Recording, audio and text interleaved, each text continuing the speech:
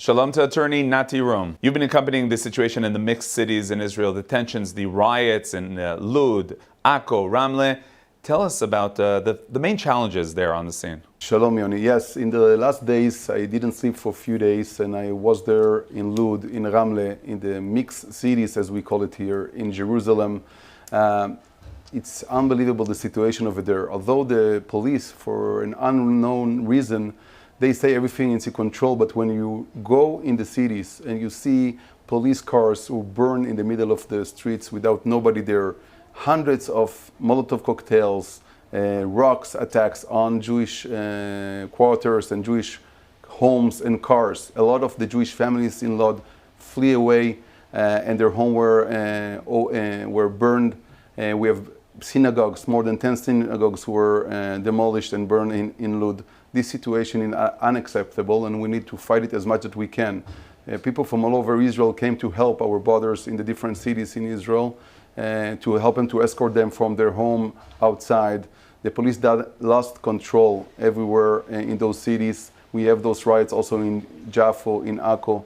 It's unbelievable where we came. For years, we didn't treat these threats of illegal weapons and terrorists who live inside our cities from inside, and they are fighting Israel together with Hamas. And when Hamas is throwing missiles, they are doing whatever they can. Myself, I received Molotov cocktails and a grenade, and the police is afraid to react. And we need to demand to the police and to the Secret Service of Israel, act now before it will be too late. Confiscate all the illegal weapons and do whatever you can to bring again security to the citizens of Israel. This will help not only the Jewish people, but also the Arab people who don't want to choose the terror way to have their own security. So Nati, what could and should be done? So we need to fight both in court. There is a lot of Jewish people who came to help their brothers in the different cities and were arrested. I represent more than 200 of them in the last days. Their guns were taken, and we are fighting in court and also in political pressure to bring back the weapon to those heroes.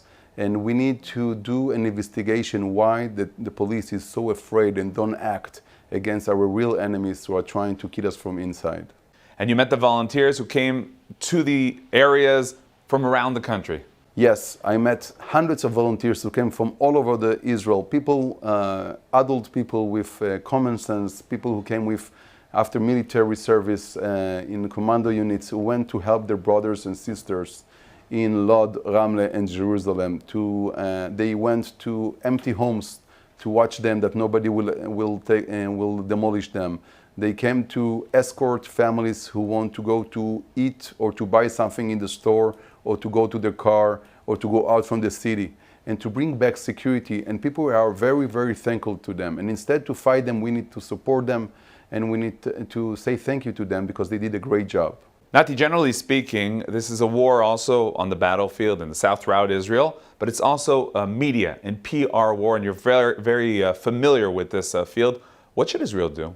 Yes, this is very important, and I didn't understand why all the media didn't came in the night to those cities and take pictures, how hundreds of riots of Arabs who are fighting Israel, taking the flag of Hamas, taking the flag of Ashraf, the PLO, and throwing stones on innocent citizens, do lynch on people who just walk in the street of Jerusalem and in Lod and Ramle. This is unacceptable, and we need to take those pictures and to show them all over the world and to expose the big lie. There's no symmetry between the two sides. It's not a fight between Jews and non-Jews. It's radical Islam who are living inside Israel, receiving our tax money, receiving all the rights they want, and they are doing whatever they can today to fight, and they do a covenant with Hamas and terror instead to be citizens of Israel with duties and loyalty to this country. And this is what we need to expose to all the world. Any country in the world cannot accept this. And one of the things that you and your friends in Judea and Samaria have done as response to Arab terror is actually the reestablishing of a community in Judea and Samaria.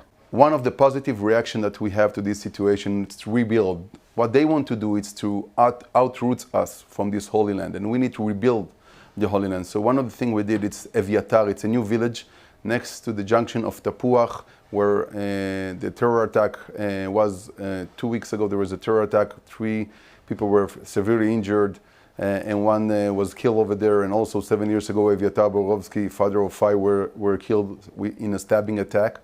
We rebuilt this place. It's government land of Israel.